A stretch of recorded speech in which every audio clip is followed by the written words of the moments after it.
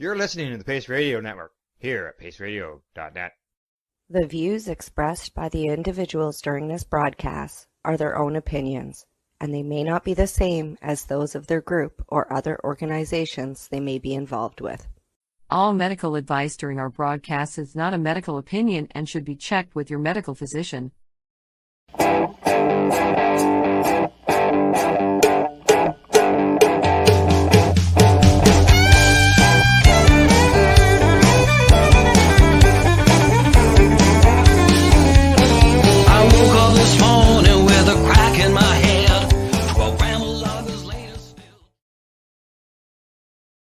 Good evening, everyone, and welcome to the Pace Radio Show. We are live here at paceradio.net, as well as our social media locations, except for now, we're no longer on Twitter, according to what Twitter is telling me. Good evening, Tamara. How you doing? Or X, as they call it now, right? I took myself off that shit show as soon as Musk took it over. Yeah, well, now apparently... I mean nothing, but I wasn't giving him my number. Yeah. Okay. Well, apparently you have to have a paid account now. It must have just started this week because it happened Monday with the news. And that was the first time I had seen it.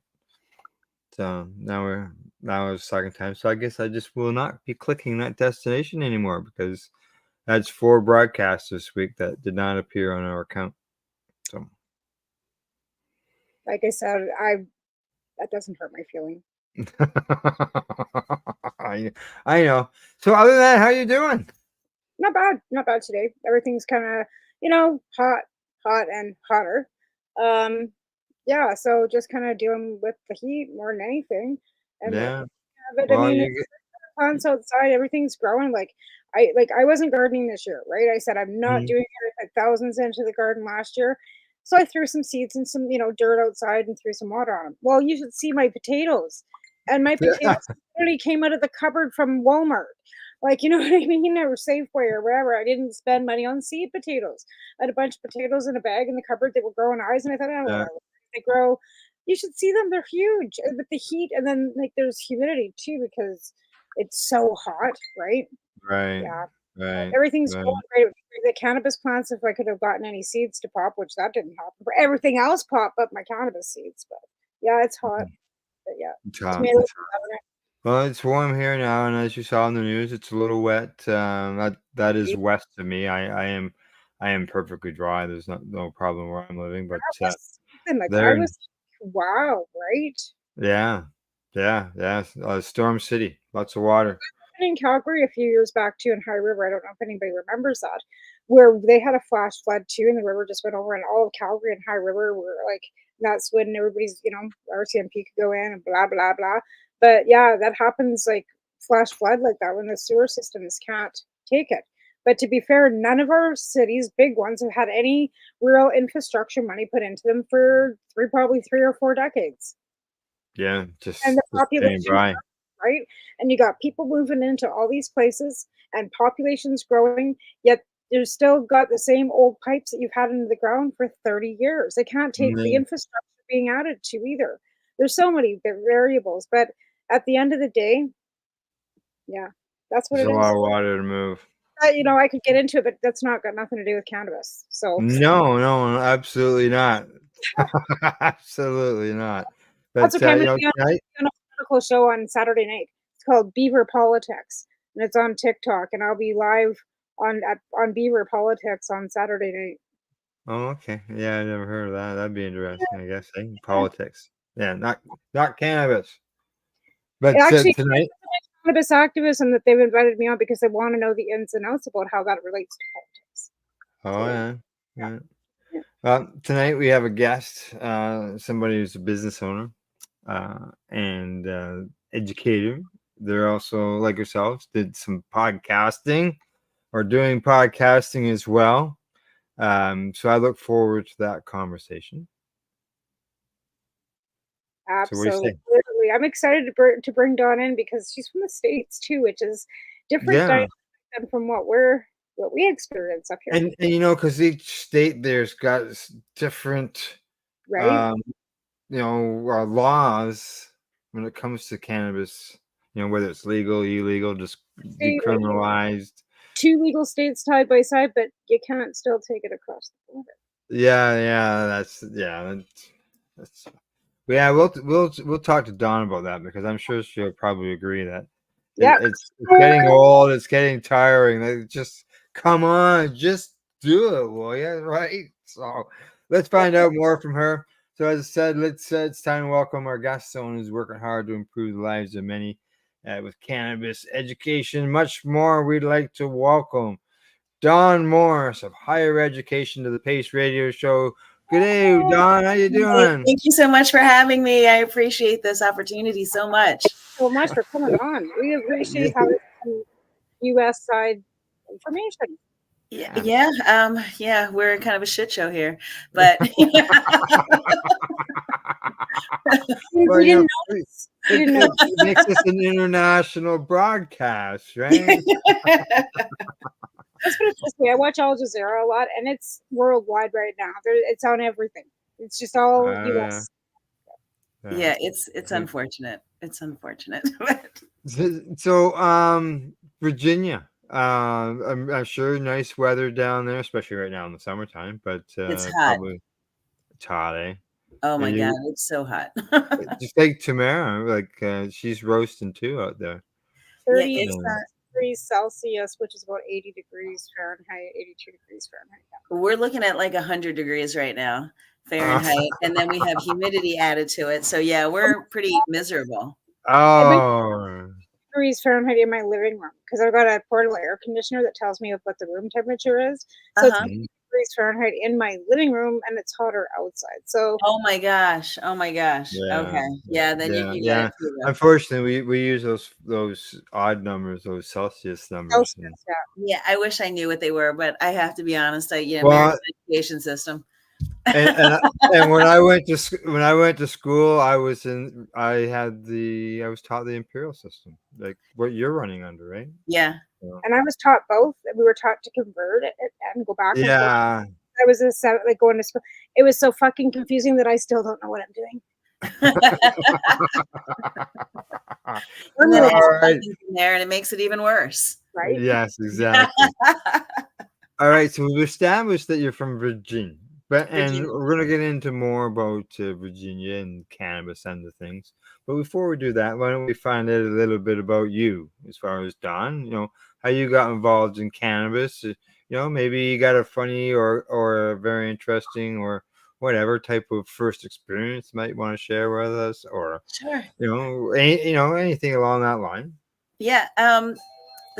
As far as smoking it, I think honestly, I was kind of a late starter. I was actually at university when I finally smoked for the first time. And to be honest, kind of a funny story. I was a cigarette smoker, and I was living in the dorms, and I was introduced to my new roommate. She comes in and she looks at me and she goes, "Hey, do you?" And I went, "Oh yeah, totally." And I went to hand her a cigarette, but before she saw that, she went, "No, wait until we're alone." And I was like, "Oh, okay, sure." Didn't think too much of it, had no idea, So her dad leaves, her and I are alone in the dorms, and she's like, you want to smoke one?" And I was like, "Of course," And here I am about to pull out my Camel cigarette, and she pulls out this adorable little purple bong that she called the Purple People Eater. And I'm like looking at it like, what the heck is that? But you're 19 years old. So you just go with the flow, peer pressure, whatever you want to call it. And I was like, that's an interesting way to smoke. And then she put the herb in there and I smoked it, and I loved it. And literally from that point on, it was an everyday experience for me, but I had no idea. I literally was somehow that sheltered that I had never smoked. Really? Now, were you taught like through school, anything like that, as far because there's the DARE program? I'm a little older than the DARE program. Yeah. Actually. Okay. So you never exposed to cannabis like with your friends at school in high school? Was there anything? No, it literally alcohol. I grew up in Baltimore City, and in Baltimore, drinking was pretty popular back then. We're talking about the 80s, and the laws were changing from 18 to 21, and we were still just, getting drunk a lot. And I mean, that's what we did in high school. We were getting drunk, and I didn't know anything. I knew nothing, absolutely nothing about cannabis. I mean, I'm sure I had heard of it, but it somehow eluded me completely. And then I went out to university in Dayton, Ohio. And it was Dayton, Ohio, where, I was actually introduced to it by, now I got to consider her like an angel who got me smoking instead of drinking, because I think about where I could be right now if I had continued the drinking route. I'm sure I wouldn't be nearly as healthy, as happy, or as wise as if I had continued getting drunk like most of us do, or most people do. Always say alcohol stunts your brain, like when you start drinking. So say you start drinking at 14 and continue drinking the rest of your life, your mentality kind of gets there, right? That's just and you can see it. You can see it. I mean, there's scientific and medical studies that have been done on that. So yeah. Right.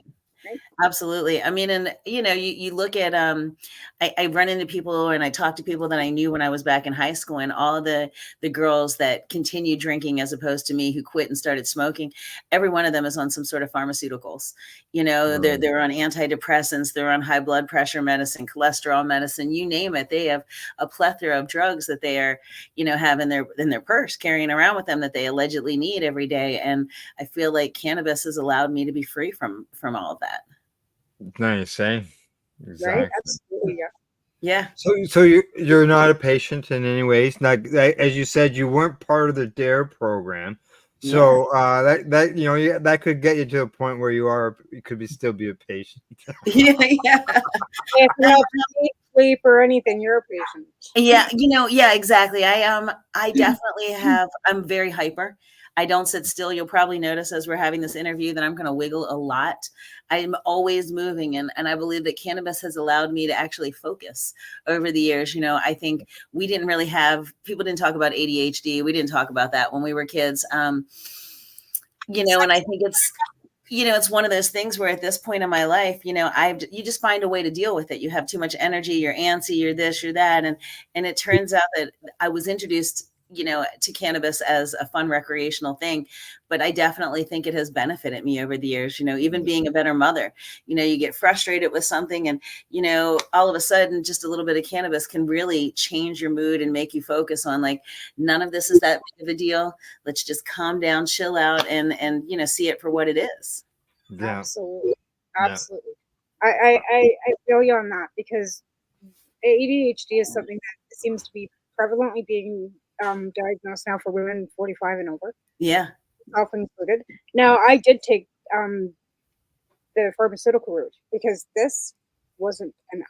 That's how bad it was. So I kudos to people that can. I love the fact that people don't have to use pharmaceuticals. Unfortunately, some of us still have to use some of it. But geez, I wish I could just go straight with cannabis. Tamara would often talk about squirrel brain. I still am a squirrel. Even with the medication and the cannabis, I'm still a squirrel. Like, I'm still super hyper. And so, and I don't want to up the high. I don't want to up the pharma anymore. So I'm staying being a squirrel. Yeah. I get told most of the time, people who didn't know I was a smoker are like, I mean, what would you be like if you were high? And I'm like, this is me high. And they're shocked that I'm still bouncing off the walls all the time. And, and I'm like, I guess we don't want to see me not like this, Well, that's the thing, because if you're always medicated, that keeps you planted, right? Yeah. Most of the time.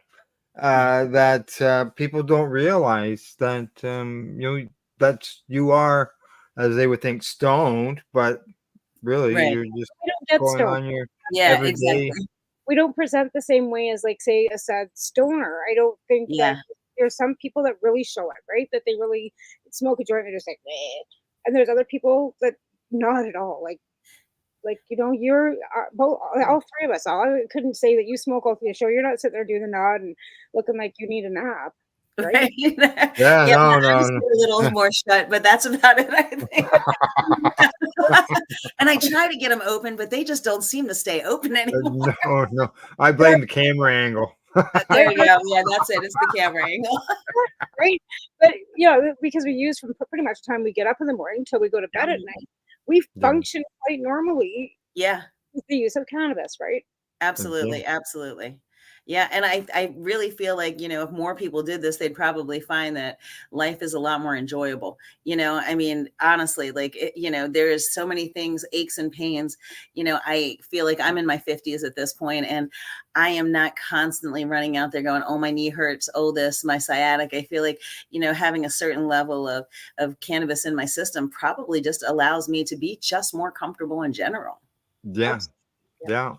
Yeah, exactly. Go for a walk, hike, Mhm. whatever, Yeah, enjoy nature, your dog, everything. Everything's a Yeah. little after doobie. Yes, or during. You know? I gotta get up and move. Yeah, okay. That's the thing. You're right about that. Oh yeah, yeah. Tessa and I, we go for a walk every morning. Go for a walk and have a doobie while we're out there for the walk. Yeah, Just it's wonderful. It just helps so much. I feel like helps you enjoy the day and gives you a chance to, like to relax for a minute instead of just go, go, go, go, go, which society kind of makes you need to go, go, go, go, go. yeah, it does, and like I don't know about you, but I know from like myself, I tend to lean towards strains that are more relaxive versus ones that give you the uppity up and go go go energy because I don't need that. Right. I really like sativas, You which do, seems to eh? just balance me out somehow. I mean, indicas, I got so much to do. I guess indicas will sometimes just, this is kind of silly, but maybe 2 years ago, I was a judge in a cannabis cup. And Yeah. I was so excited to be asked to be a judge. I thought it was going to be the greatest thing in the world. And they gave me like 20 strains. You're supposed to judge one a day for the next 20 days. And I really wanted to be good at it. So I decided to start each day with a different strain so that I Mm. was, as clear as possible so I could really focus on how it made me feel. But they didn't. Sounds good. It sounds good. Okay. And Yeah, then what that's I all. didn't know is that some of those were going to be indicas. Some of them are going to be sativas. Oh, I yeah. didn't think about that.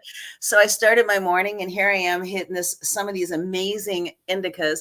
And the next thing you know, I'm like, and I'm like, I have to work. This is not how I want to start my day. Yeah, but that could work for me anyways, but it would work in reverse. Like I It can't would do. be a sativa at night, keeping me awake, like, oh. I smoke sativa and I'm having a nap.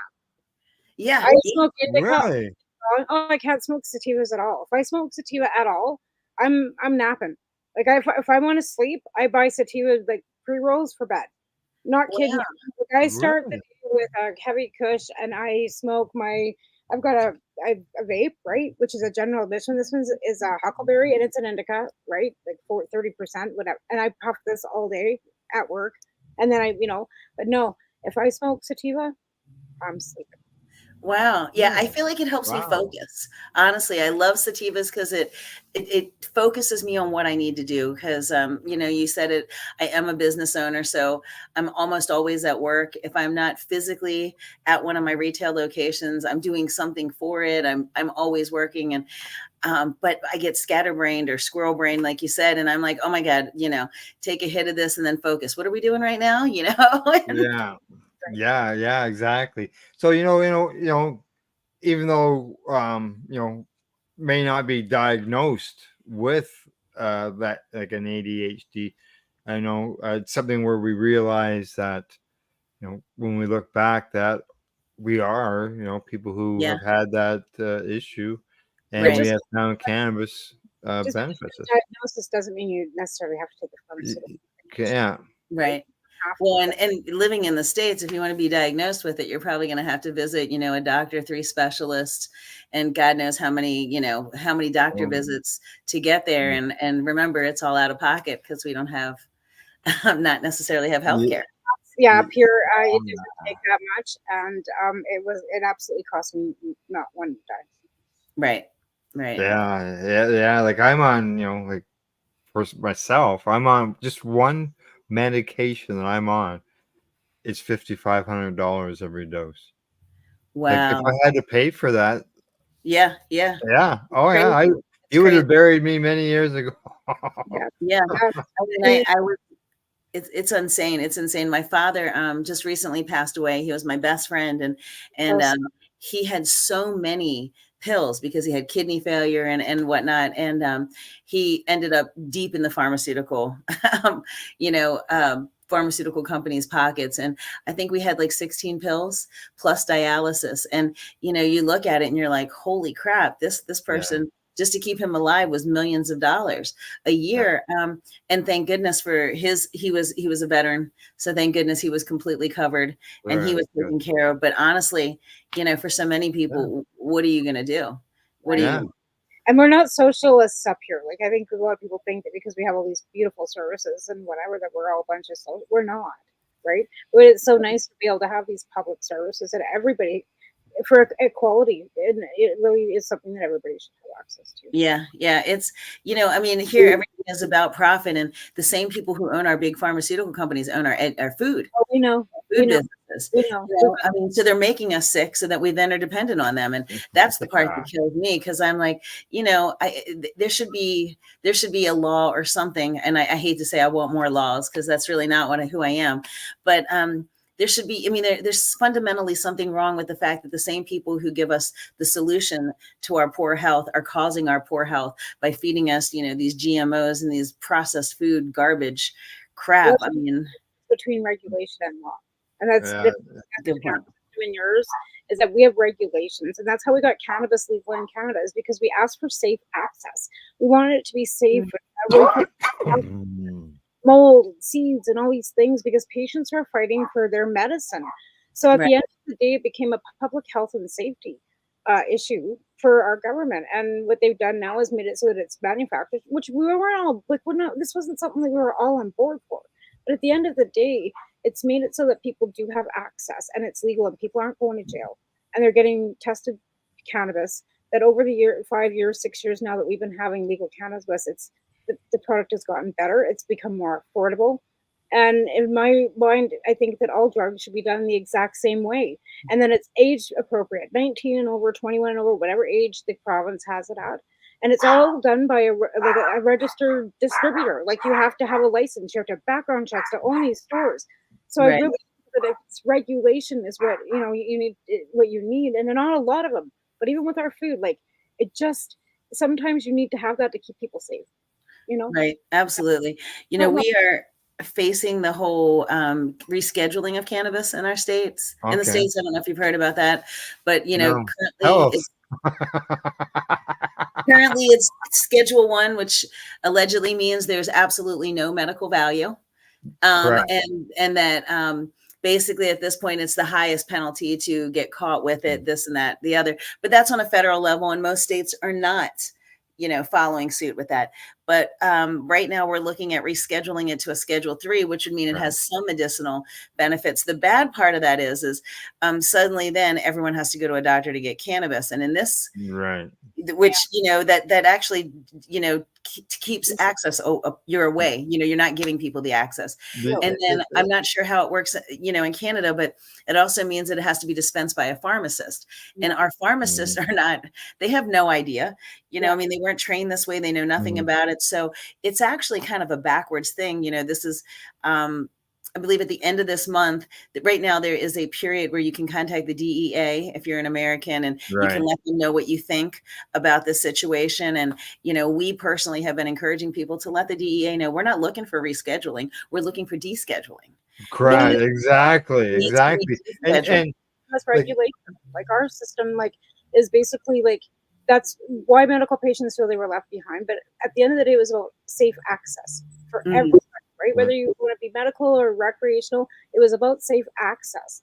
And that is, you have to push across, is that because our pharmacies wanted nothing to do with it. Our doctors still want nothing to do with it. If you want to get a doctor to sign, most GPs won't. Our college and physicians still poo-poo it, because Health Canada has not still stated it's a medicine, right? So legalization was the best route for us to go to give everybody safe access. Right. Yeah, a lot of the people here, because all of our stores are all recreational stores. We only have like 1 or 2 medical stores in the whole country. all our stores are recreational. But because of the fact that there's a store there, people can now walk in and get some access to cannabis, test it for themselves, so on and so forth. But the bud tenders are not allowed to give any medical guidance or anything about anything. Actually, I've got a friend that's working at the BC liquor store here, and in the regulations for the serve it whatever, they say that, but these girls have learned how to get around that. So there are some bud loopholes. Yeah. Gotta love a loophole. Gotta love a loophole. Yeah. At the store, they were liquor store workers, so they were taken from the liquor store because we have a union. They have a union within this service, right? And they were taken from a liquor store to be put into the BC cannabis store. But they started getting educated. They started seeing the benefits, and some of them started using it that hadn't before. So they can use their own experiences with it to say, "Oh, I like this one over here. It helps me sleep." If somebody, you know what I mean? Like, so they're not getting medical advice. They are allowed to share their own experiences. Exactly. Right. So that's they allow the bud tenders to receive samples. Right. And then that way they can tell the customers about it, because there's all these regulations over advertising and so on and so forth. But after the break, we're going to find out about what's going on in Virginia when it comes to awesome. We're telling you all about what's going on here in Canada. And she could take all the knowledge that we've got about our system and implement it in Virginia. We need help. We definitely need help. Yeah, well, hey, we'll get started on it, and we'll come back to it after break. So, what is the status of cannabis and legalization when it comes to Virginia? So we technically legalized it for recreation about 4 years ago, but you can have it, you can hold it, you can smoke it in the privacy of your own home, but you can't purchase it or sell it. So, so you're allowed to grow it. You can grow it up to 4 plants. So that's your source. Okay, all right. That's right. You can't give it to a friend either. No gifting. Well, they say that you can gift it as long as there's nothing in exchange. Correct. That's gifting. Okay. Yeah, no money exchange. But that also, it's not just monetary gifting. Right. Like if I give you, cannabis and you give me a T-shirt or, I don't know, anything. Yeah. T-shirt, peanut butter and jam sandwich. What about an ounce for an ounce? Like, what about cannabis for cannabis? Like, technically, you're not supposed to do that. No. It's crazy. And seeds are illegal. Oh, so seeds are illegal, but you're supposed to grow your own. Yes. Okay, so is that not that comes to this? Does that not come to a source issue? It is insane. It really is like absolutely crazy. So, if you find a seed in your bag that's legit, but you're not supposed to be selling seeds. So you'll find that anybody who, any breeder in Virginia calls them, they say they have exotic bird seed. And you're like, what? The first couple months that I heard this, I was like, we don't want to buy exotic bird seed. And now I'm like, oh, apparently I do want to buy exotic bird seed. It seemed pretty popular. Yeah, who knew? Gotta love your Blue Jays. Who knew? What if you say you grew 5 plants? What's the laws on that? Like, are they going to come down hard on you over 4 plants? So that really depends on the local area. So some counties and, communities are much worse than others. I'm in central Virginia, and here where I live is very country, very rural, and they are still pretty big sticklers. If they can see your plants, absolutely. But if it's in your home in in a tent or whatever, they don't know, they're not going to see it. But if you have them in your yard and for whatever reason, the cops drive by and they see the 5th plant, depending on the county you're in, you could be in trouble. You're not supposed to be able to see any plants from major roadways and this and that. So if they get too big, you got to start lopping them down or do something else. If your neighbors complain about them, then you might have to deal with it. And it's just kind of crazy. If you're driving from one place to another and you have it in your vehicle, it has to be like locked up in your trunk. Yep. Yeah. Where Tamara lives, they're not allowed to visually see the plants either. No, you can't have them in a window. Or if they go over your fence. Like at one point when they first started, right, they wanted to put it like that, only 100-meter plant, wasn't it, Elle? What was the limit on that? 100 centimeters. Centimeters, sorry. So that's like not big. That was as big as you could have your plant. Like, okay. 2.5 inches in a centimeter. So you're looking at like it was like a 3.5 foot plant. Right. You're gonna do Right, autoflowers. like. You can only have 4, right? Legally, you can only have 4. The only nice thing about up here is we do have the ACMPR program still, which is the original MMAR program. So if you are a patient and do medical, medical status, if you can get a doctor to sign you for, it's 5 plants per gram. So if you can get a 3 gram, then that means you get 15 plants. Or if you have like some people, have 7 grams, you can have 49 plants. But some people have 100 plants. Yeah. I know quite a few actually that had a 20 gram limit. So there's 100 plants. So it's like 98 or something. But okay, we're gonna go to break. When we get back, we're gonna find out more about Virginia when we get back and your cannabis laws there, and then we're gonna find out more about higher education as well as coffee time. Yes, you cough, I talk. That's right, exactly. All right, when we get back, we'll continue our discussion with our guest, Don Morris of Higher Education. You're watching the Pace Radio Show. We're live here at paceradio.net.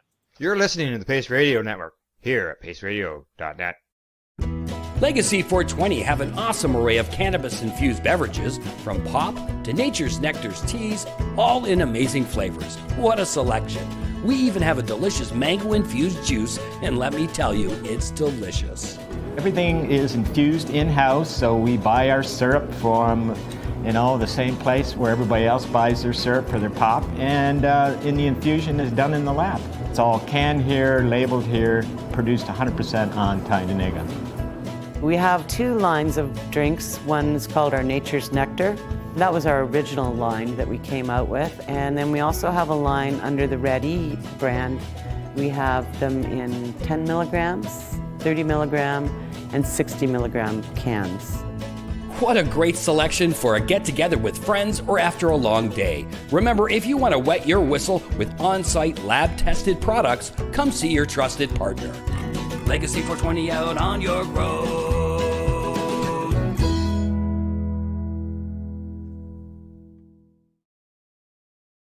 Campbellford Lifestyle Shop. Open Monday to Friday from 10 till 7 p.m.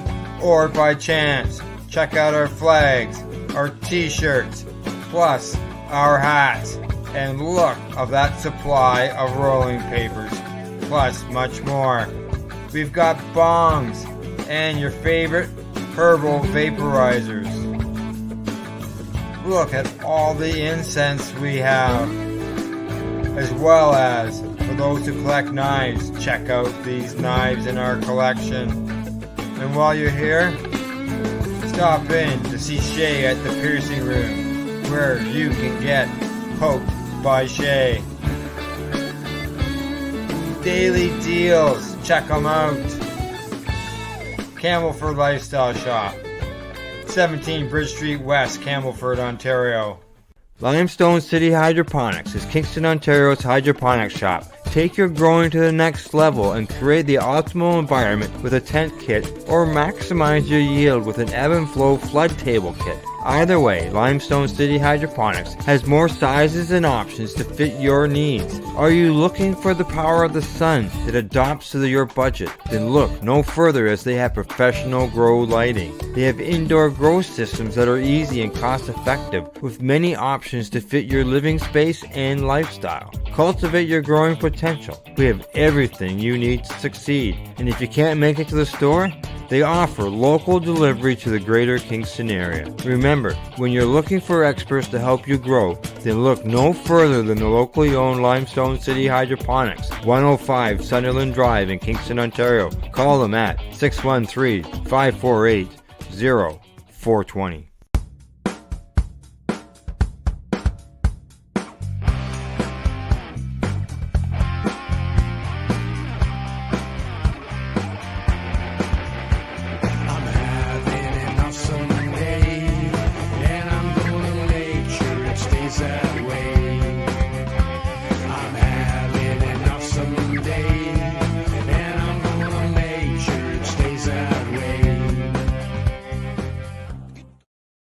You're listening to the Pace Radio Network here at paceradio.net.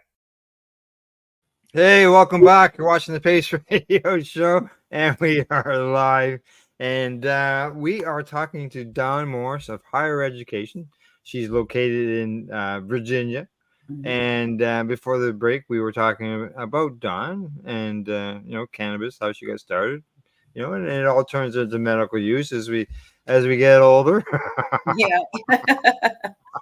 Like getting out of the live and it's not pretty. Now, and just before we went to the break, we started talking about Virginia and your laws there when it comes to cannabis. And you mentioned that you're allowed to grow your own, but you don't have any retail locations or anything like that. Right. And then you mentioned something about you weren't even allowed to buy seeds. So, like, if you can grow your own, how are you supposed to? Yeah.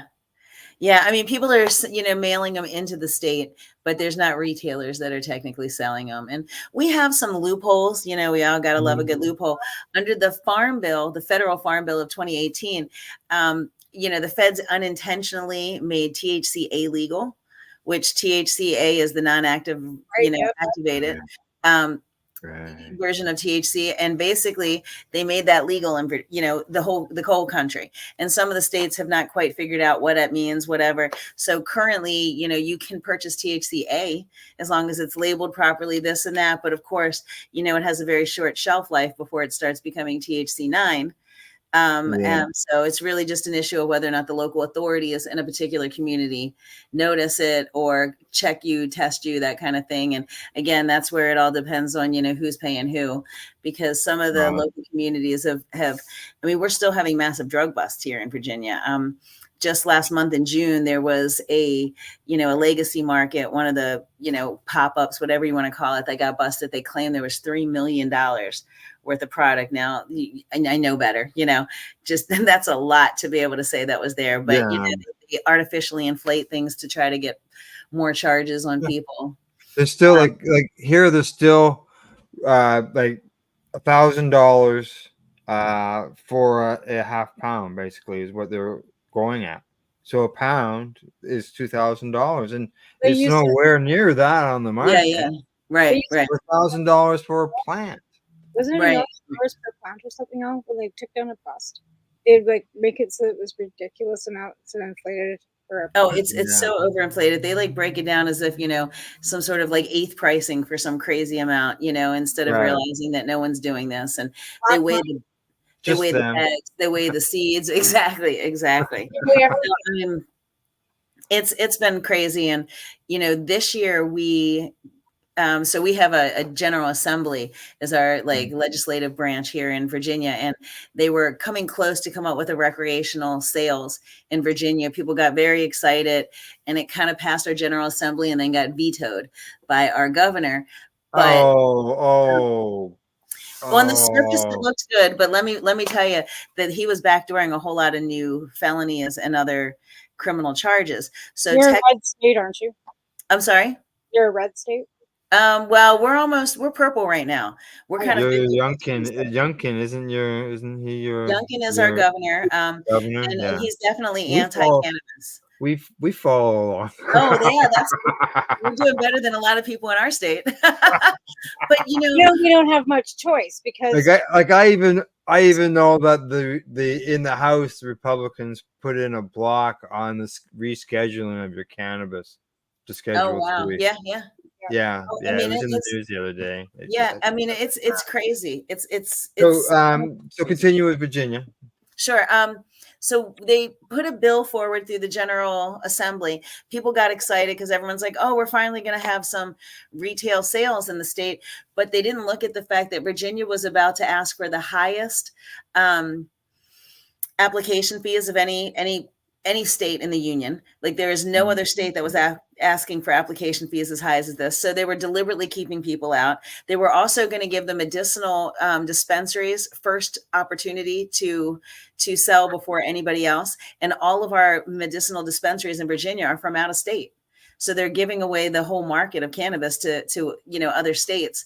And that doesn't make any sense. We're not keeping any money here. Then they started the law also, or the bill also had a bunch of new criminal charges. One of which was It was a DUI. Whereas if they pulled you over and they believed you had cannabis in you, they had the right to give you a blood test. Oh, 0.3%, right? That's already an issue. But 0.3% THC in your blood and automatically you got a DUI. Well, for anybody who smokes on a regular basis, I mean, you're going to probably live at 0.3%. Well, I can see why maybe at the beginning here you said something like in a way it's a good thing that he vetoed this. Yeah, he didn't veto it for the right reasons, but it's a good thing it was vetoed. Yeah, okay, because look, even this 0.3 in the blood, I'm gonna that's ridiculous. Ours is measured by nanograms, so at 5 nanograms, which I think is the same as what Colorado is, you're considered impaired. But even after 2, you can receive warnings and all that stuff. But even at that, like if yours is 0.3 of a nanogram, like holy crap. Yeah, that's insane. That's insane. One of the other things was if you made your own canna butter, that's considered manufacturing.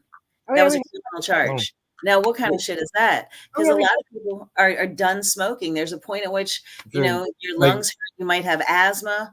Why would you be able to consume it? So there's no medical program? There is a medical program. So can a medical patient make their own butter, or is that? That's a good question. So are you like see in Canada here? At one time, our patients were only allowed to smoke.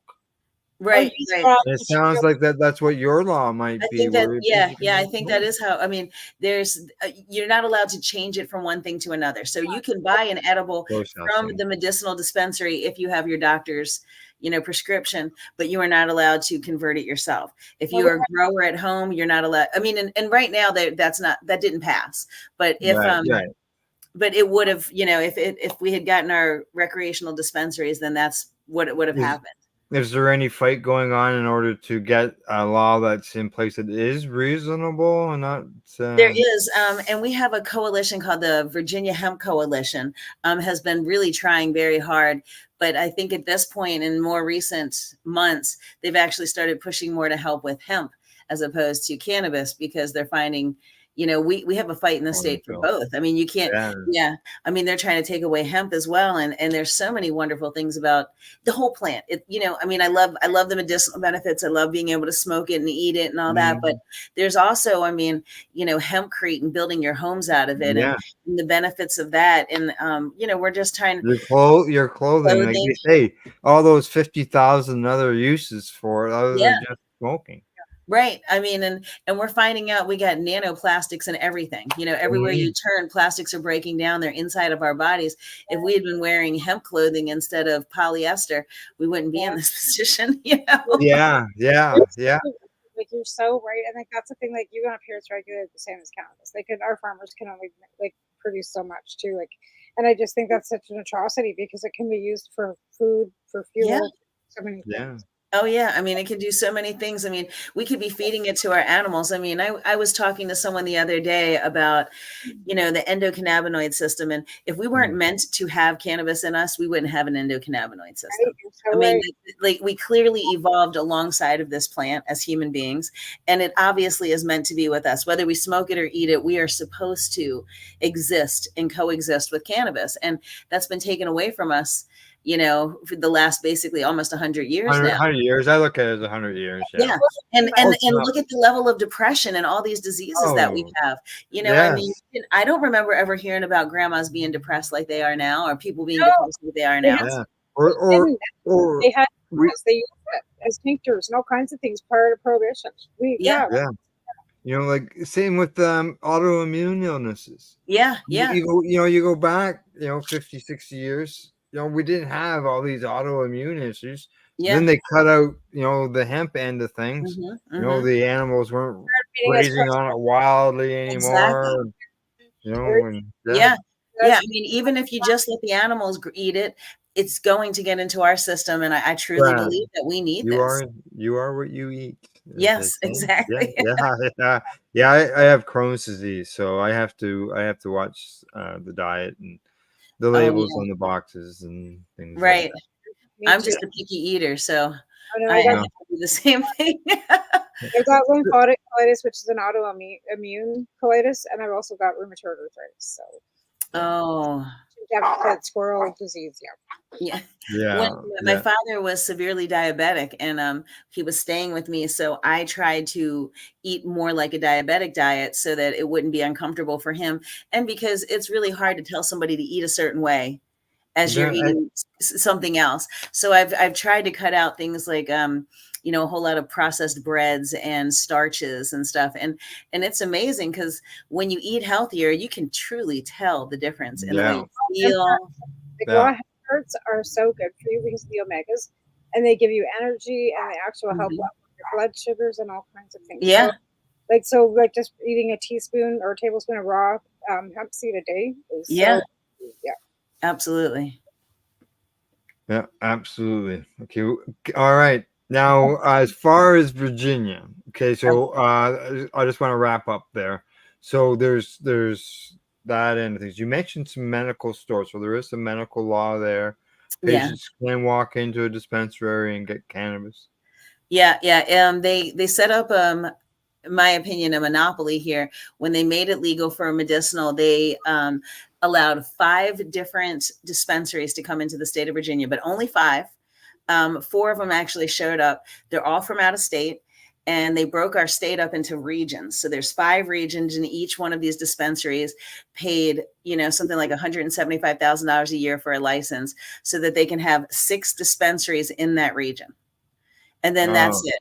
So there is a huge monopoly. I mean, the cost has gone through the roof. People, I run a head shop, and people come to my head shop every day and are telling me how ridiculously priced they are. And to try to make sure everything, like it's got full array of product. I'm sorry? Do they have a full array of product like flour and hash and tinctures? And they have some of it. They don't have everything, but they definitely have, they have carts, disposables, minimal edibles. They have flour. They don't, like I lived in Colorado for a while. They have nothing compared to what like Colorado has. Nothing. Yeah, I imagine. And a lot of it is lower grade than what you'd expect. Like you're growing it better than they're providing us. We're getting, they basically, one of the dispensaries is from, New York, and basically what essentially they can't get rid of in New York, I believe, comes here. Do they test it? Like, is it tested? Is there what's the labeling like? Does it tell you how much terpene levels, or does it give you all that information? They do tell you what the THC, CBD, CBN, CBG, but it's hit or miss depending on which one you go to, because there's a few different ones, who run it, how much more information you're getting from that.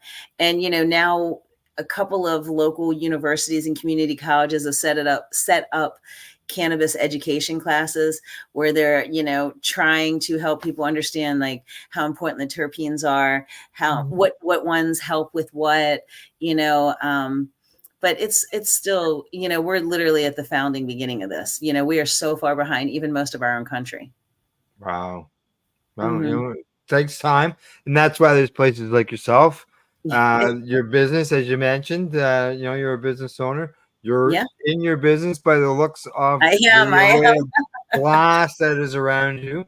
So tell us about higher education, how it got started, and go from there.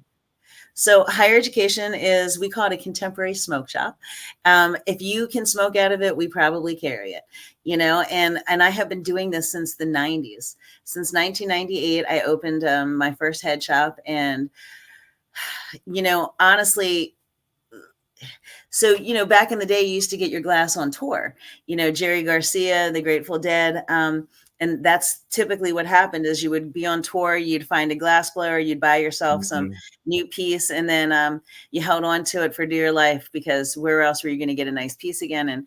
And Jerry passed away, and all these glass blowers were kind of like, where am I going to take my glass? All of us smokers were like, where am I going to, where is this how am I going to get new pieces? And I thought, you know what? I think this is what I need to do. This might be my calling.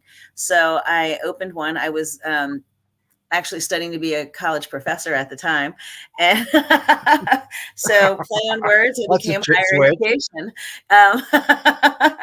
It seemed to make sense. You know, as I win the store, people every single day are asking questions. I mean, we're talking over 25 years now, and I'm still helping people figure out, like, how do I use this? What do I use this for? And Yeah. is it's evolving, especially now with all the concentrates. I have people my age and older coming in saying, what the heck is a rig? What the heck is a carb cap? And what do I use this for? You know, someone told me I needed a battery. What's a battery? You know, and so we're the smoke shop you can go to actually get answers and not just spend your money in. That's You know, awesome. you have questions. We're here. When it started legalizing, I started teaching free grow classes. So once a month, I have a free class on how to grow cannabis. Nice. Sometimes, you know, we do everything from cloning to how to cure it, you name it. That's great. You guys have no paraphernalia laws within the state then? No, I'm sorry. Do you have no paraphernalia laws, regulations on paraphernalia? We for years we called them tobacco pipes. Oh yes, yes. Tobacco pipes. If you choose to use I them for remember otherwise, those. I can't help you. Paraphernalia and still does on the book. So Alberta, in Canada, even with legalization, still has paraphernalia laws on the books. They never It's wild. There is a sheriff's department in Virginia, in Greene County, Virginia, and they have a wall when you walk in that has all kinds of pipes that they've taken off people. And I'm like, oh, look, a mini version of my store. Oh, do they make you have a certain license, or are you just like a business, like just like a flower store? They don't have to make you pay more. Yeah, no, I don't have to have any special license, but I do have to register as a tobacco store. So, you know, they can come in and check that we have. Can you sell tobacco then? Can you sell cigarettes and pipes and that kind of stuff? Yeah, yeah. We do a little. Can you do vapes stuff too, like the flavored vapes and that kind of stuff? We do have some vapes. We do. I mean, we definitely focus mostly on the counterculture of smoking. You know, but we absolutely have some vapes. You know, it wouldn't be like if you go to one of those shops and they have 20 different brands of vapes. That's not us. But we do have like probably 2 or 3 different brands. And then we have alternative things that like that we can't actually put on our website and stuff. So because laws are different in every state. So we have like the mushroom vaporizers that are legal. It's the Amanita mushroom. That's completely legal here. But you know, it causes issues when you put it on your website with your processing, your credit card processor sometimes. So there's certain things we keep off. But if you come in the store, there's a lot of things. Oh, I'm looking at it, and it's neat to see all of our pictures on I mean, we have so many things. And we have, you know, the website of people. We have 3 locations, but we also have the web store. Nice. Yeah. Excuse me. Yes. Yeah. So I work in one of the stores 6 days a week. I'm always in at least one of them. And I try to be in one of them all the time. Yeah. I mean, I like being around my customers. I actually love what I do. Yeah. Yeah. That's the thing too, eh? It's a job that's easy to love to do because it is. It's something that you really enjoy doing, and you're talking with customers. You're not only a customers, but they become your friends, or they're patients, and like you say, you can talk to them and about and help them. And help. And then say that they allow private cannabis sales with your tobacco licensing. Would that then grandfather you into the ability to then possibly sell cannabis as a recreational? I was hoping so. But I'm not 100% sure about that. Apparently, Virginia's got some issues with morality. So, like, for instance, alcohol in our state is all run by the state. I don't know if you knew that, but Virginia doesn't. You can't actually go and buy liquor at a store. You have to go to a state-run store to buy alcohol. And they make these crazy laws that you have to have certain moral values. So based on how they determine if I'm morally appropriate to be able to get that license. And unfortunately, I'm not 100% sure I'll make that moral. I was saying, you don't have to read the 10 Commandments, do you? Before I'm wondering what it is, but apparently they do look at your background if you've had any criminal charges.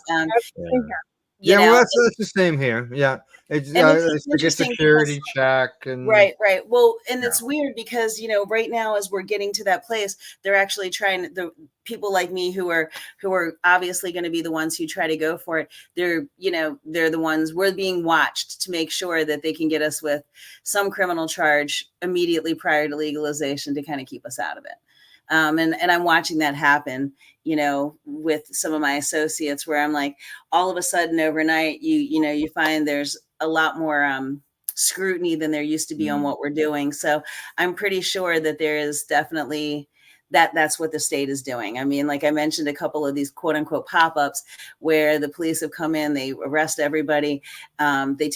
They do civil forfeiture where they take everything from you. They take your house, they take your money. So they're trying to bankrupt you. And then at the same time, they're also giving you a charge. Moral turpitude, I believe is what it's called, so that they can make sure that you are unable to get a license at a later date. See, they don't call it moral up here because we don't use any of that rhetoric in our legislation. Right. So should. Like, they do the same stuff. Like, if you're caught with stuff, like if you're caught with anything, they come in for, like they come and seize your house, your cars. Call it Yeah. We had one of our cannabis activists up here got busted. His store was shut down. They took his house and everything. He won his case. He was actually given the opportunity. He was told that he could have his business, like he could do it because it was legal, go about the legal route. Yeah. But he went to get his property and stuff back, and magically it wasn't there. And they feel they're not responsible financially or anything either. So yeah, there's that. Yeah, it's terrible. I mean, and they, here what they tend to do is overcharge so that they get you to plea down to lesser charges. So, maybe they find 5 pounds on you. They suddenly claim it was 10 pounds. And then they charge you with it 2 or 3 times, or they don't arrest you immediately. And they try to keep getting more and more charges so they can pile it up, give you 8 to 10 charges. And then they'll go, okay, we'll drop half of them. And give you back a couple dollars, please go on your way. And the attorneys in the area are, they're not going to do anything about, I mean, if you get your money taken from you, if they take all your funds or seize all your assets, then you don't have assets to pay for an attorney.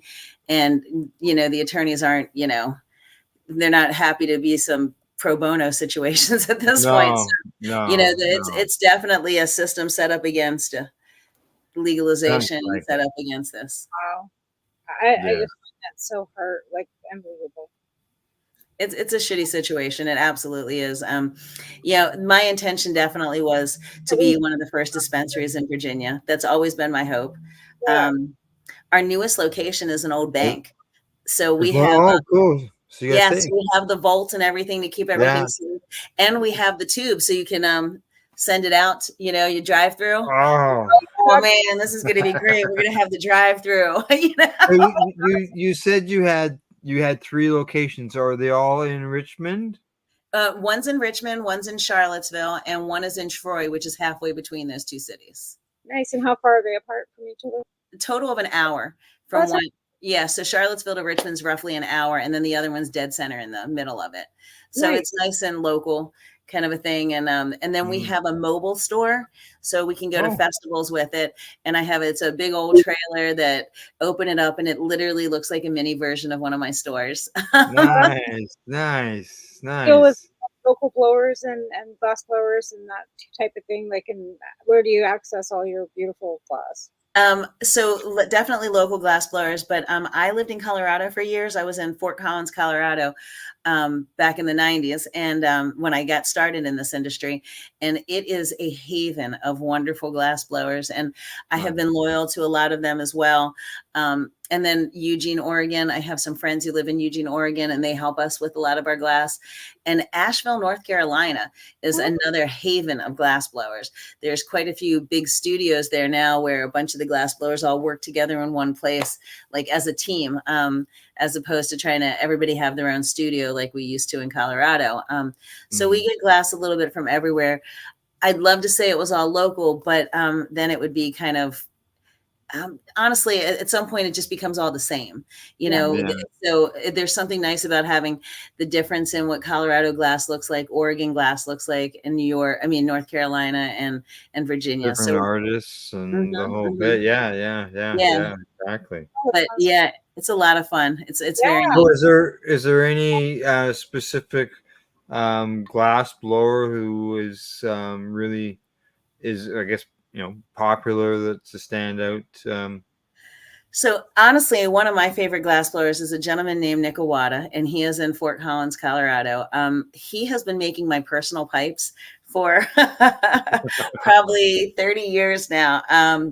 Our children were born within like 2 months of each other. His wife Nice. and I were pregnant at the same time.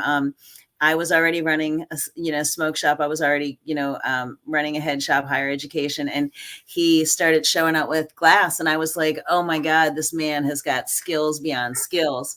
And he has he makes the most beautiful Sherlock you've ever seen, and he makes beautiful things. He does a lot of nice pieces. They're all hand pipes. He doesn't do tubes for the most part. But yeah, I think I'm in love with his glass. That's a great endorsement, right? Yeah.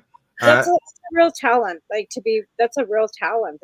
They're artists. Yeah, absolutely. They are. I call them glass artists.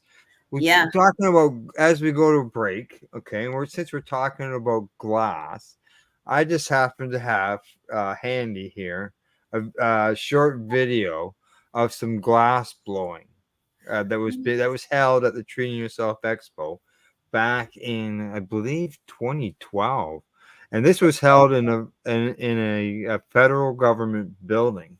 This expo. Wow! Yeah, and they had a glass blowing contest that involved different countries, including the U.S. Nice. Glass blowers that were there. That's really cool. So I'll play that Tell everybody as we go to break. Where was this event? Toronto. It was at the Metro Toronto Convention Center. Yeah, in Toronto, way back then. I used to be a writer for them. It was a magazine, so I used to be a writer for them, and they held this expo. So I got a lot of photos. Let's just say. Nice. So I make these videos out of them. So, alrighty. So you're watching the Pace Radio Show. We will be back after this break.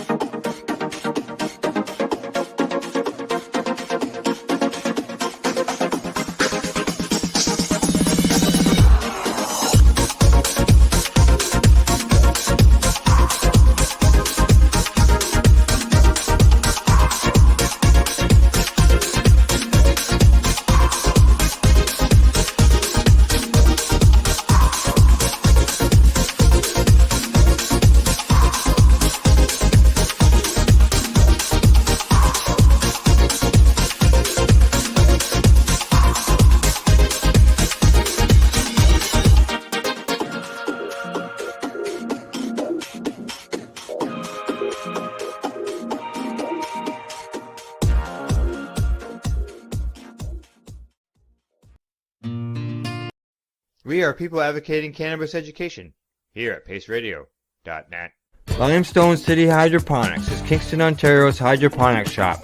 Take your growing to the next level and create the optimal environment with a tent kit, or maximize your yield with an ebb and flow flood table kit. Either way, Limestone City Hydroponics has more sizes and options to fit your needs.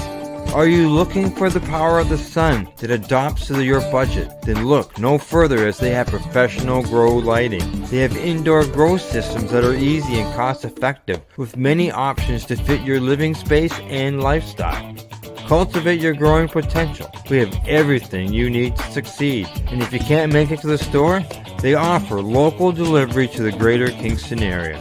Remember, when you're looking for experts to help you grow, then look no further than the locally owned Limestone City Hydroponics, 105 Sunderland Drive in Kingston, Ontario. Call them at 613-548-0420.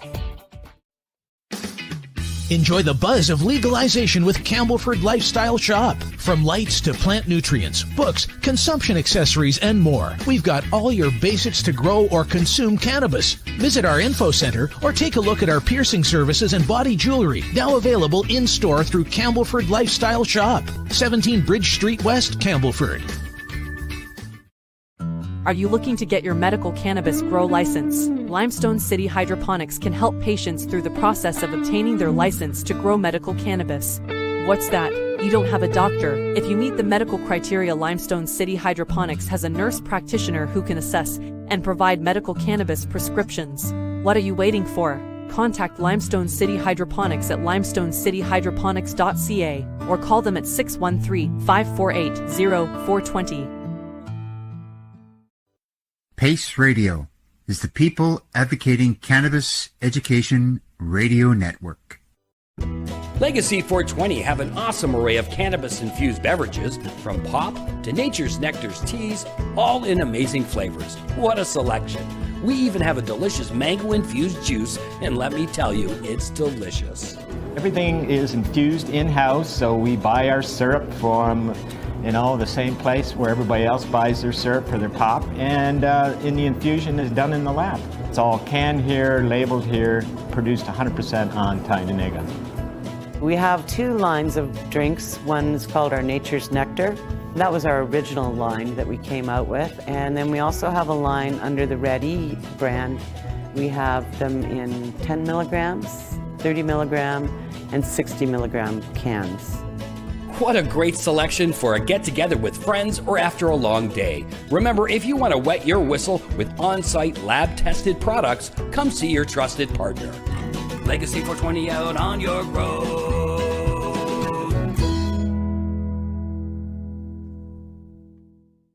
You're listening to the Pace Radio Network here at paceradio.net. Welcome back, and thanks for tuning into the Pace Radio Show. And Don is there. I can see him. Sorry. I was putting my pipe back down. That's why we're just like, it's live and we're just kind of casual. Like, that's why. That's the thing. Yeah. People come in and out of the house. Yeah, it's crazy. Yeah, dogs. I saw on your wall you've got a couple dogs. Yes, I absolutely pinned them up so that they would not interfere tonight. But I'm a huge Rottweiler fan, so I have 3 Rottweilers, and they are just my heart. They even made it into our comic book. So, yeah. You got a comic book? Oh yeah, actually, we have a series of 3 now. There is there's a gentleman here named Jeffrey Patterson. He's from. Hold them up again. Oh yeah. He is from Vegas, and I met him at a convention, and he apparently loved my smile and was like, "Can I turn you into a comic book character?"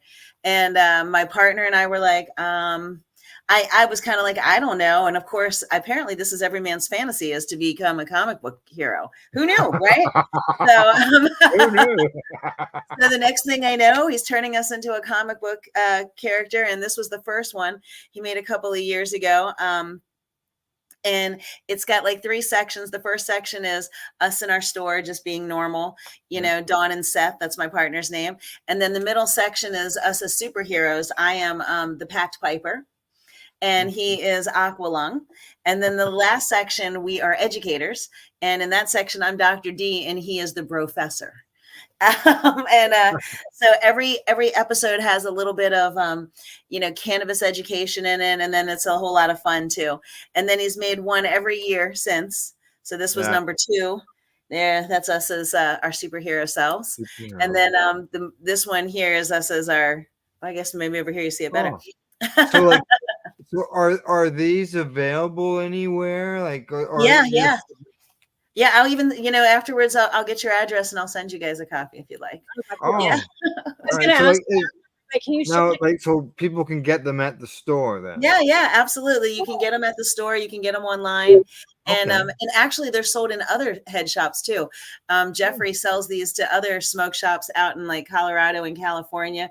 So they're in other stores. We are the head shop in the Cali chronic comic world. So he's got a dispensary in there. He's got all different. I mean, I think he has 30 different comic books now. We just are featured in 3 of them. Wow. Which is really kind of neat. Yeah. Yeah, it is. It is. Yeah.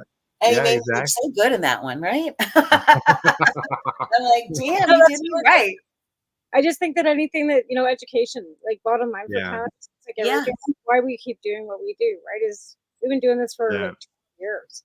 But if Yeah. you don't keep talking about it, and legalization's made it so it's a little less stigma, at least for us up here. Absolutely. Even Yeah. even here, I started a podcast as well 4 years ago. Yes. Mine is Let's get Coffee into Talk. that.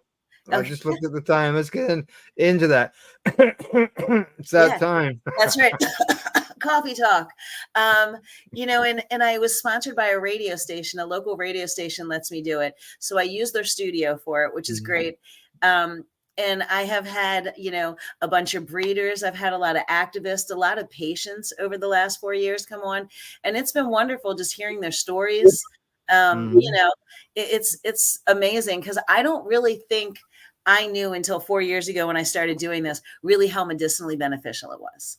I mean, I'm not denying I've always been a smoker, but I was always like, yeah, I'm a smoker, because I enjoy it. I never really considered truly how beneficial this was to our lives. It just, went right over my head, I guess.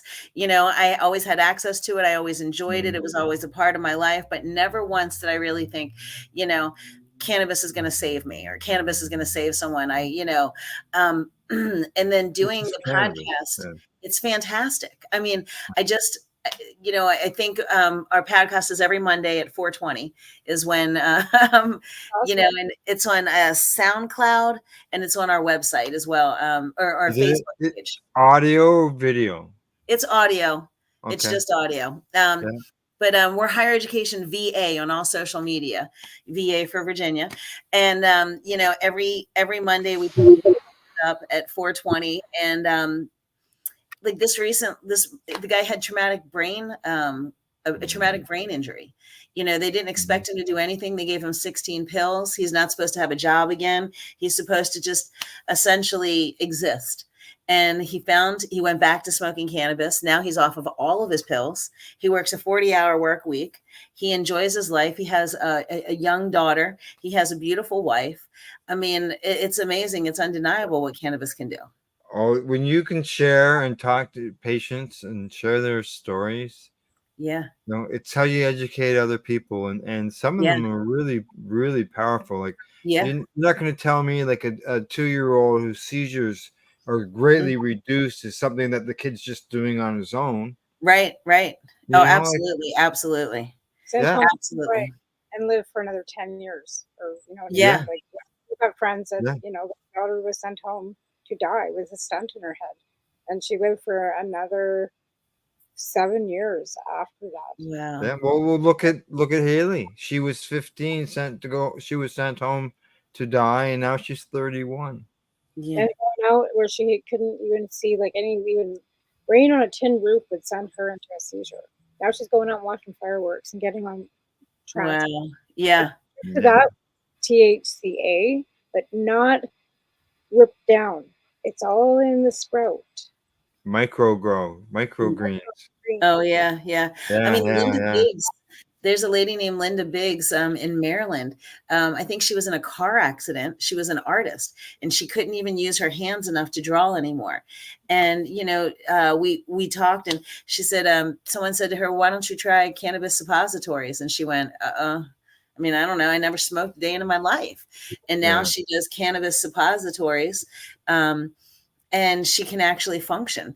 She, I mean, and I said to her, we were talking in one of my podcasts. I said, I'll be honest, I smoke weed to get high. And she said, I'll have to try that someday. Yeah. She's not getting high, I mean, and she's getting the medicinal benefit out of and that's the biggest thing, especially with people that don't smoke cigarettes either. Like a lot of people don't want to smoke it. So getting them to the suppository stage is not an easy task either. Right. I found something for me. This was kind of accidental. I was making some butter for my father and I spilled it. And, I was like, do I lick it up? One of those moments. And I decided to just rub it on my hand. Yeah. Because butter makes your skin feel good too. Yeah. So I rubbed it on my hand. About 20 minutes later, I was really, really, really feeling right. And I suddenly realized, why am I smoking it all the time when I could just be making a lotion? So I now make my own lotion. I mean, I had already made lotions because God, what's in the lotions you buy at the store is scary when you read the ingredients. But I use, shea butter and cocoa butter. And I basically use that and heat up the flour, my trimmings and all that kind of stuff. And I infuse it. And now, I have some of the, most moisturized skin you'll ever see. And the whole time I'm actually, getting right the entire time. So, I'm putting a little more lotion on, and at the same time, it's just like hitting the pipe, and my lungs are thanking me for it. Because before I was just constantly inhaling.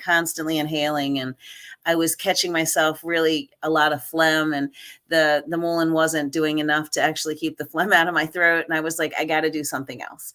And now, I put lotion on, and I have a bottle of lotion with me in my purse at all times. And something gets a little frustrating, you just moisturize your arms again, and in certain spots, like under your armpits and stuff, you sweat so much, it really absorbs very quickly. Oh, as a deodorant. Yes. Yeah.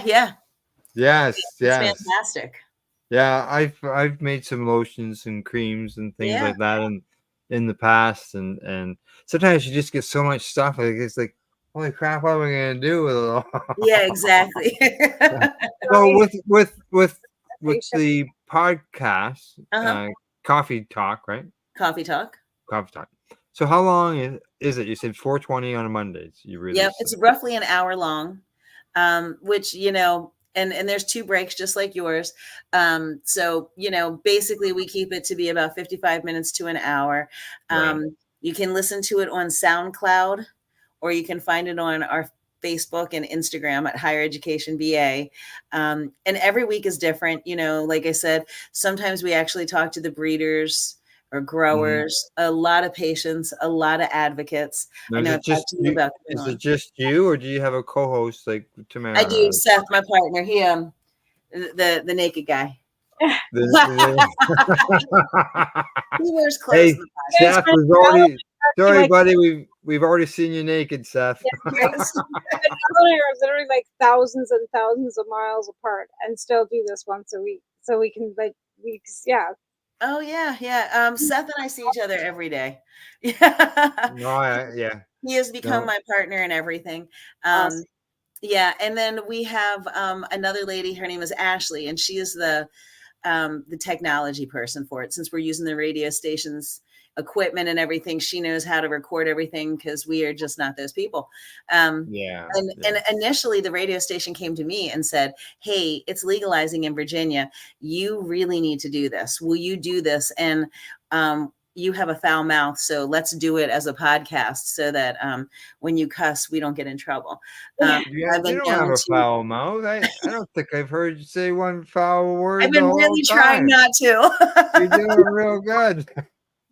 But I have this propensity to here and there we start talking a little political, and I'll be like, son of a bitch, and you can't do that on American radio. So they try to keep me off the radio and put me on the podcast.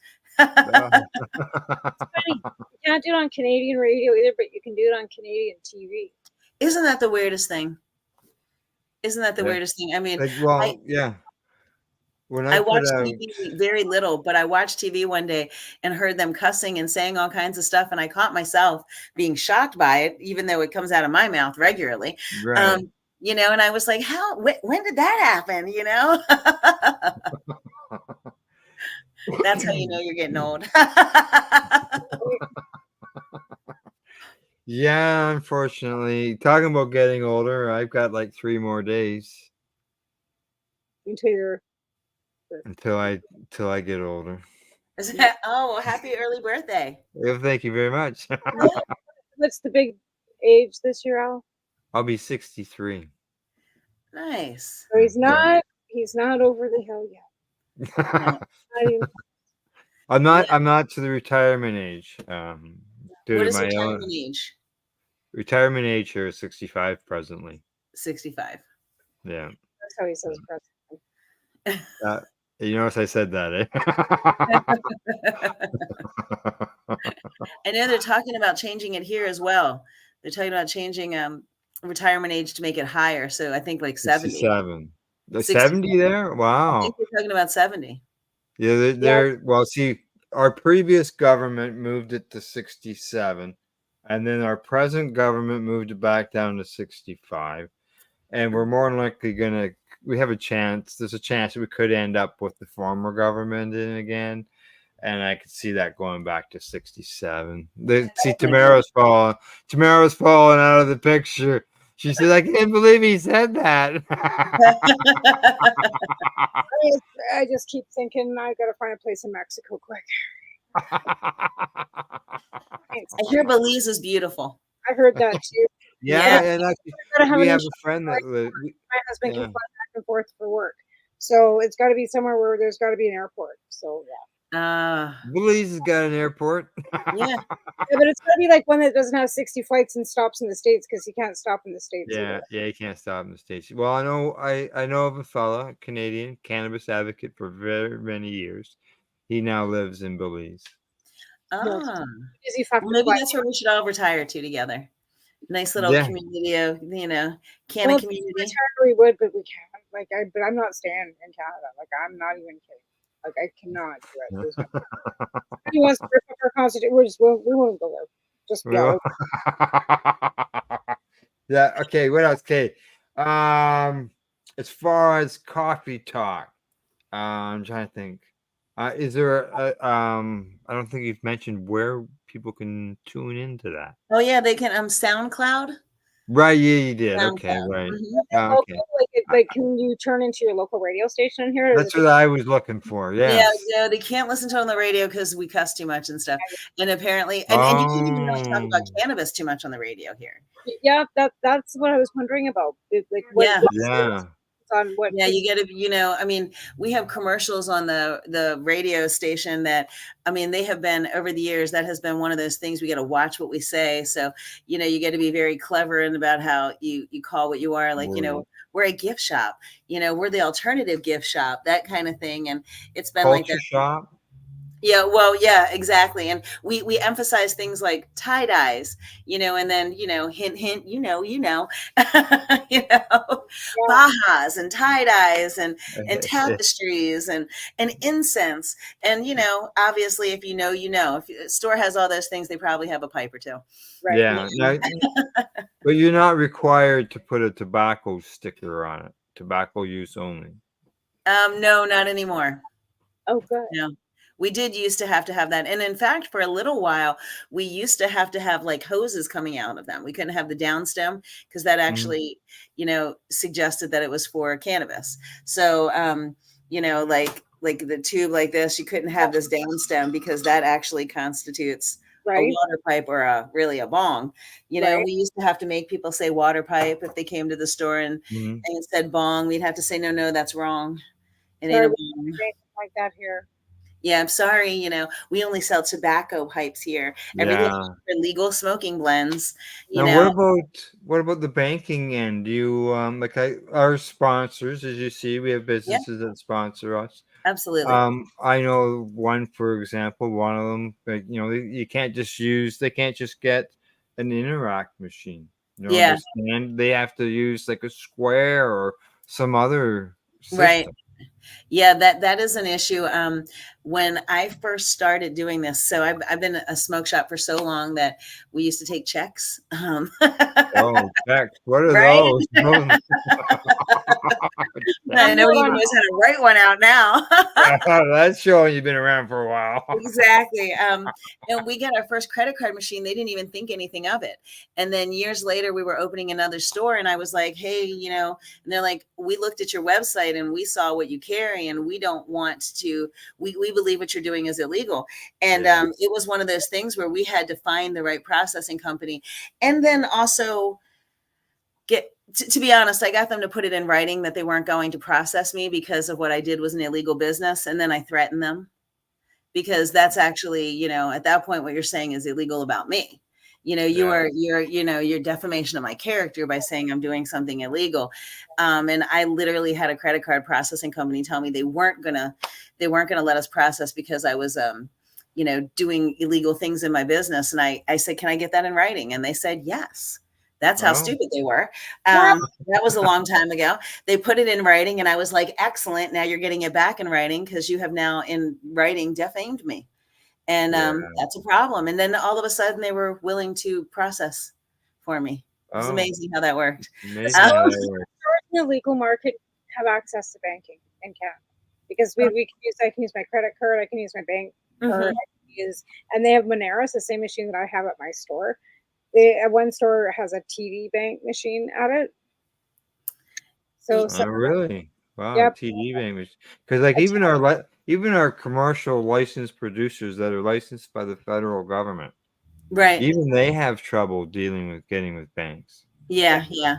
I know people say it all the time. They go to Colorado and stuff like that, and everything is cash only, cash only. So they have the ATM machines right there in the Yeah, store, so you like can that's get up. got to be that's a lot of cash. Because like I've read some of Mhm. those reports about the businesses holding Yeah. that cash and having to transport it, and Hmm. yeah, like Yeah. it's I mean, and then they total wonder risk. why Bitcoin becomes so popular well, because that, people. Yeah.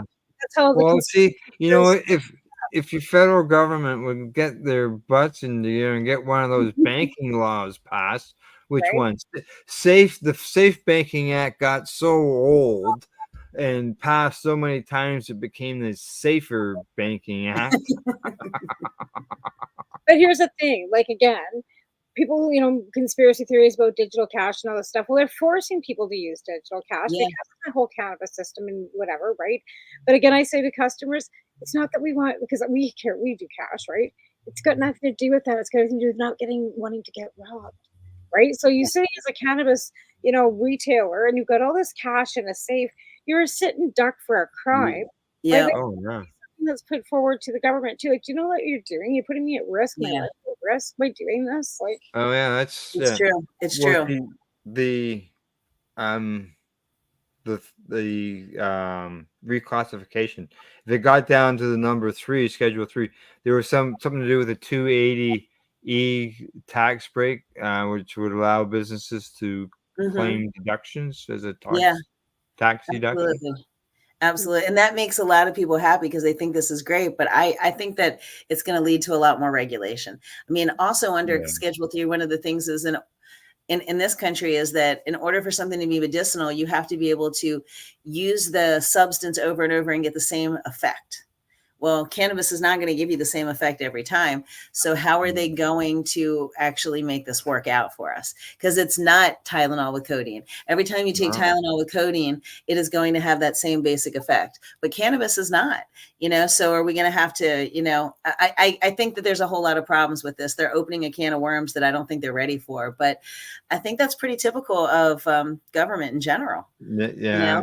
I had one family doctor who turned down my request for my medical license. And that was because I couldn't guarantee that this joint had the same equivalent as the next joint. Like you could with the pill.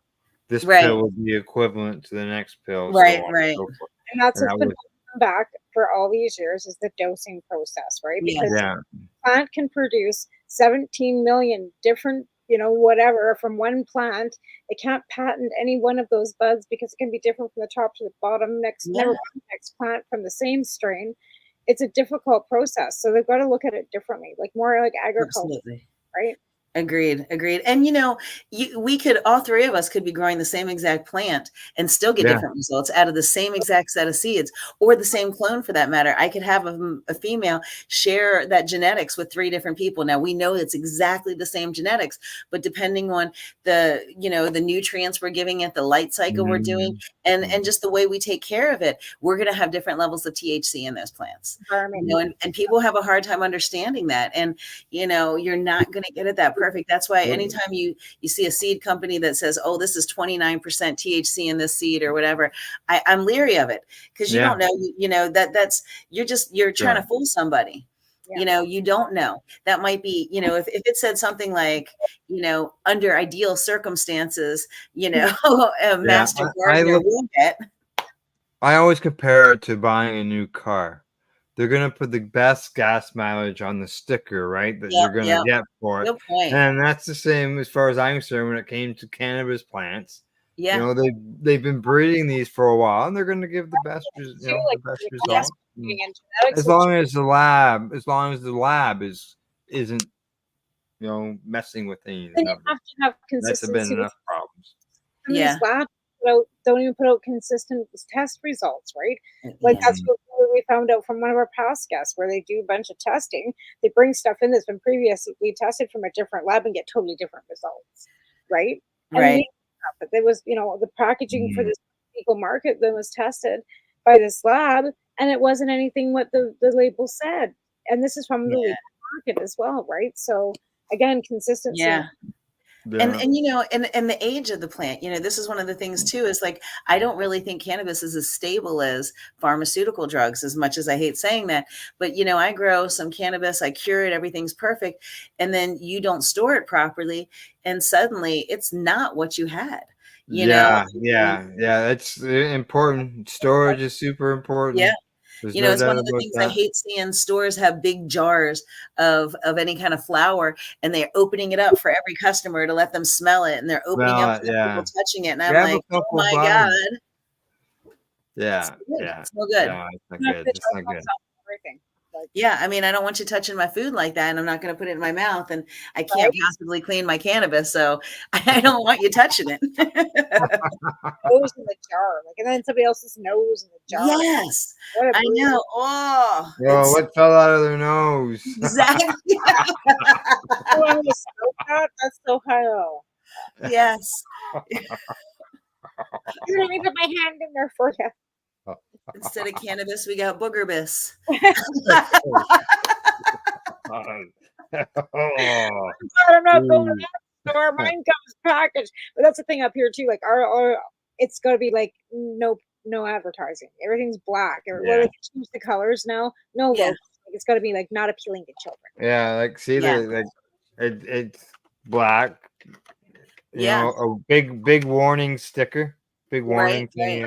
Cigarettes are like that up here now too. Right? Can't buy vapes. Like it's just This was a sample. This was a sample that was given to me from they're allowed to do sampling, and that was a sample that I got. We're allowed to give up to 30 grams. We're allowed to mail 30 grams. We're allowed to do big, but we also took a lot of this went through court. Like our baking and stuff was a Smith ruling in our Supreme Court of Canada, so that we could actually make cat butter. But we can still not make toxins to make oil, right? So we're not allowed to use isopropanol, any alcohol. Nothing explosive can be used to make concentrates. Okay. Yeah. So can you make is RSO legal up there? Rick Stimson oil? Technically, no, because Rick made it with naphtha, which is like a gasoline, like a fuel. Most people would make it then with isopropanol or Everclear, which is a high grain alcohol. Legally, I think Alberta is the only province you can actually get grain alcohol in anymore, and we're not allowed to do that. We're not supposed to. Legally, no. Okay. But there is like, for example, our sponsor Legacy 420, which is on the reserve. They make the oil. They have the oil available. That's why you can get it in the legal market. So apparently, some of the licensed producers are making it too. Yeah. There is. See, but you got to understand, RSO is medical, and we don't have a medical like a storefront type setup in Canada, right? We also have lotions and all kinds of suppositories and caps and stuff in our recreational market. And capsules and suppositories aren't technically recreational. Facial cream, facial scrub. Yeah, recreational. Who would use facial scrub recreationally? Oh, let's go sit around the fire. Let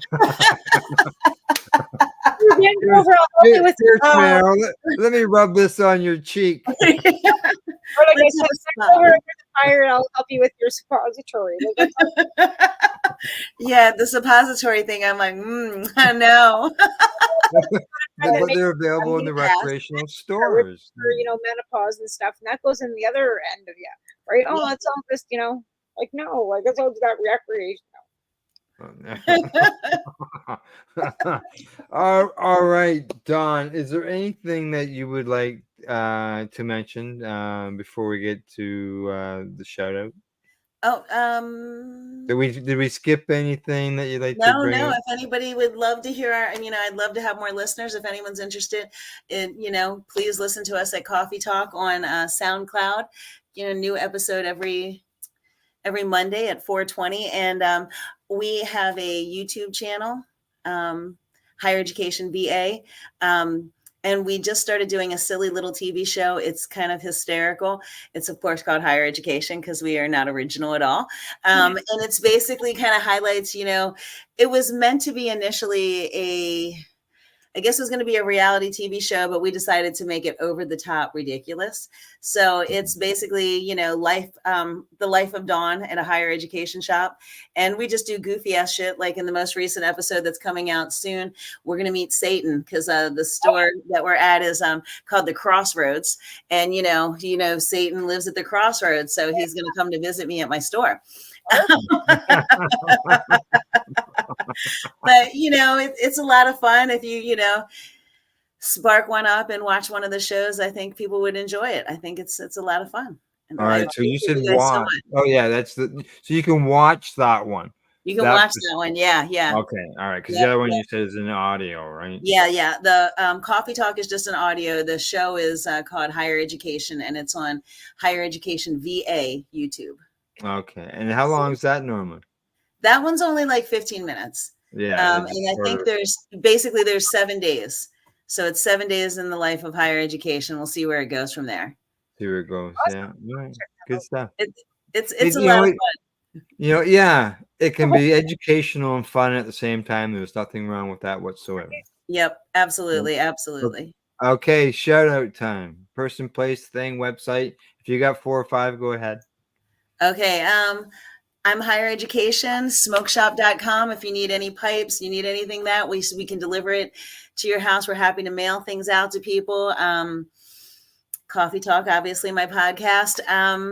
Otherwise, I mentioned Nick Iwata from Colorado. If you're looking for a hand-blown piece of glass, look up Nick Iwata on social media. He is fantastic, and I'm sure he'd be thrilled to death to have a hand-blown pipe made. Jeffrey Patterson, he's the one who made my comic books. He is awesome. He's got the Cali Chronic comic series, and he's got, like I said, over 30 stories. All of them are cannabis related, and he's just amazing. Virginia has a 420 festival, the Virginia 420 Fest with Winston every 420. I think he's done it 3 years. Next year, we're going to have the 4th one. That's fantastic. And there is a Pro Cannabis Network, which has cannabis news on it. And it's been great. We have a good friend named Joe who's been, featuring all kinds of wonderful stories from Virginia. So if you want to know what's going on in Virginia, the Pro Cannabis Network has a bunch of good stories for, good information about what's happening in Virginia. And they have other whatever you call, what is it? Interviewers, reporters. There we go. That's the right word. They have other reporters from other states. I just don't happen to know them because I'm in Virginia. Yes. So it's a location where people could go and get information from other states then as well, all in one spot. Absolutely. Absolutely. Yeah. Good. Yeah. Good. Well, that sounds like fun. Thank you so much for having me on. You guys have been great. Thanks. HigherEducationSmokeShop.com. HigherEducationSmokeShop.com. That's right. HigherEducationSmokeShop.com. All right. Tamara. Monday noon Mountain Standard Time. Cannabis and coffee with Tamara. I'll be there. All righty. Other than that, let's see. Catch the Pace Radio Show Wednesday nights, as you know, and you can catch our replays on Saturday on Reroll Saturday, where all our broadcasts run back to back throughout the Saturday. Yeah, sometimes they run from like 8 in the morning until 10 to 12 at night. So actually, this last weekend we ran until 1 in the morning. So lots of stuff going on there. Yes. Other than that, you can find us on Facebook. I was gonna say you can find us on Twitter, but I found out this week that it doesn't look like Twitter's not allowing any live broadcasts unless you pay for them. So that's the premium package. Yeah. Not doing that. But you can always go to paceradio.net and you can watch it live right there. No problem whatsoever. Thanks go to our friendly and helpful folks at legacy420.com, the Campbellford Lifestyle Shop, as well as Limestone City Hydroponics.ca. They're right into microgreen growing as well as cannabis growing as well. Big thank you to Don Morris of Higher Education. Thanks for coming on the broadcast, Don. We had talked like a year or so ago. Yeah. You had to deal with some surgery. I would never know. I appreciate that. Yes, I'm kind of normal. Nice. Well, I'm glad to, we're glad to have you. I'm glad you reached out because, like I said, it's always nice to have people from in the States come up and inform us because we need to be educated too. Thank you so much. You guys have been great, and I can't wait to have both of you on my show. Oh, awesome. Hey, we'll give you our contact address after. Awesome, love it, and I'll send you some comics. All right, yes. Other than that, thanks for everybody for tuning in. Thank you, and good night.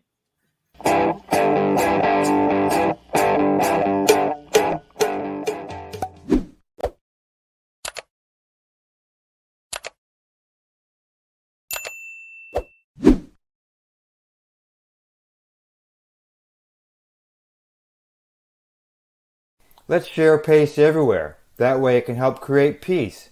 People everywhere advocating cannabis education. You're listening to the PACE Radio Network here at paceradio.net.